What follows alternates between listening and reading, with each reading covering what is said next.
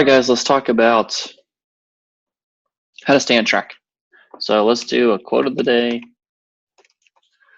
Let's do a fact of the day. And then the topic, how to stay on track, right? Because it's important. It's very important to stay on track. So quote of the day. Something I found interesting. It makes a lot of sense. And it's real. And it is, the more you, or let's say as people, the more we are invested into something, the less likely we are to let it fail. So let's give an example. Example one, your education, right? You maybe paid through college or something, paid through undergrad, paid for all this other stuff. You're not gonna let that fail. You put too much time and energy. Yeah, let's say you wanna switch careers. Most people don't, even if they wanted to, because you invested way too much into it. Not gonna let this fail, all right? It's one, business, right? You put your heart and soul into it, you invested a ton of money into it, you're going to do every single thing you can to not let it fail, right? Maybe let's talk about studying, right? MCAT, any of these exams, right? PANSI, NCLX, USMLE, DAT, all these things, right? So the more you're invested, right? Let's say you got tutors, you got books, your undergrad was literally tailored to this, right? So that's, say, 3 years of your life, maybe a year of using a tutor or something. Books nonstop, that's a lot of books. Classes, undergrad meetings when you could be out doing something else, pre-corona at least. It's a lot of time, right? And a lot of money, but that's still invested. Invested could be time or money. So you put a ton into that. So the people who put in the most tend to not to fail, right? So people who maybe, for USMLE, maybe bought UWorld, did all the questions, did Kaplan, all the questions, did Amboss, all the questions, did all the Kaplan paper books, all the questions, all the old MBMEs, all the old practice exams by USMLE. They spent more money, right?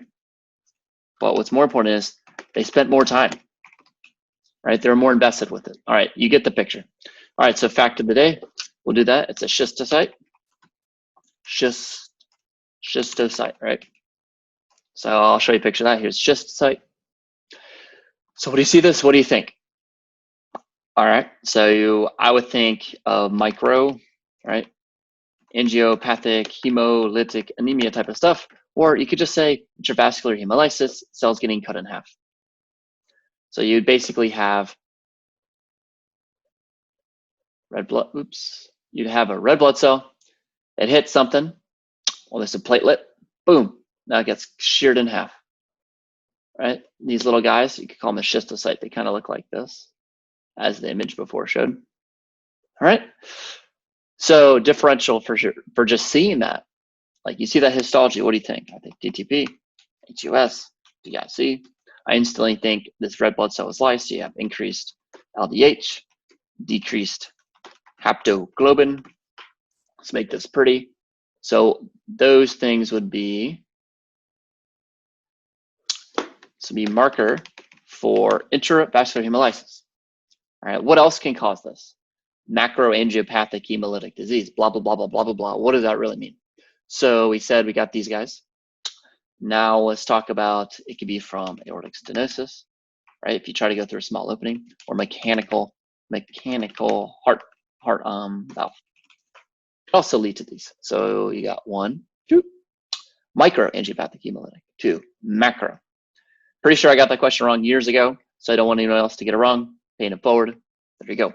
So quote of the day, get invested. Whatever you want to do, you're not sure you want to do it, try it out. But don't give up. That's another issue. A lot of people give up early. You got to be invested into something, right? It takes a long time. Anytime you see anything online, something quick, get rich quick, learn quick, all this quick, it's all bull, not gonna curse. It's marketing, all right? The real truth is quality takes time. Factor of the day, that's funny. Meant to write fact, all right? And now how to stay on track, right? So why is that important? So staying on track is important, why? Reason is, You're trying to get from point A to point B, right? This is the road. If you stay on track, you get to point B, right? If you get off track, where do you go? Point C. Just keep it really simple here, right? If you lose focus, regain focus, and get back on track, you still get there. Being on track gets you to where you need to be. All right, so stay on track. Don't avoid. So again, so A to B, right? Stay on track. If you're avoided, oh, this person said, here's a shortcut, you're off track, right? As I get older, there's a couple things I really learned. Nothing great is fast. Nothing free is good. Quality takes time, right? Sometimes things free are good, but very seldomly in regards to a tangible object are they good, right? Anytime somebody gives you it free, it's probably cheap as shit and terrible and poor quality, more often than not. Quality takes time, all right? Nothing great is fast, all right? That's a good one. So let's talk about that real quick.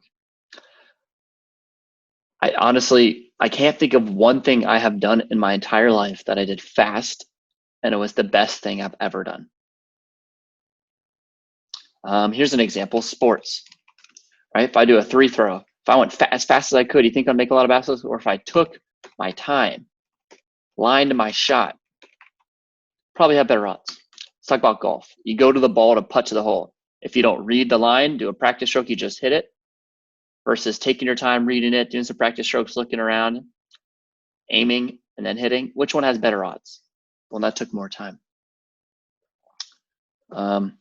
Let's say you had to study for a test, right? If you had 1 week to study versus 1 year, which one do you think you'd probably do better on the test, right? More time. So quality takes time. So when people want to learn and they put their videos at like 3x speed, I'm just like, what are you doing? Quality takes time. Just learn that, all right? And you know what the worst part about this is? We are impatient as a whole, mainly because we all have this thing called Google. We all have this thing called a cell phone. We all have instant access to each other. Back in the day before phones, where you send an email, you can get a response in a few weeks, that's fine. If you don't get an email response within 24 to 48 hours, you're concerned and usually kind of bothered. So what I'm trying to get at is our society or culture has brought us up to be impatient. So take-home point here is stay on track. Number one reason why people don't stay on track is they get discouraged with the amount of time it takes, right? How about me and my residency, right? Super long. You ever think I get discouraged about how long it takes? All the time, right? It's totally normal and human, but quality takes time. Quality takes time. Quality takes time, all right? I'll leave it at that. I don't want to ramble. So take-home points here is stay on track. Number one way to stay on track is to not lose sight of your goal. So keep the end in mind. Remind yourself that quality takes time of anything you do, anything. Quality takes time. And that's, what else can we do? Avoid shortcuts. Always, right? What else is really important about staying on track? If you can, find something that motivates you. That helps you stay on track. But the biggest thing here, it's really keep the end in mind. Quality takes time. Avoid shortcuts. All right, I hope this was helpful. Fact of the day, quote of the day. So remember, quote of the day was people who are invested more into something tend to not let it fail, right? Even if you fail once, that's fine, but they keep going so it becomes a success. If you fail once, you stop.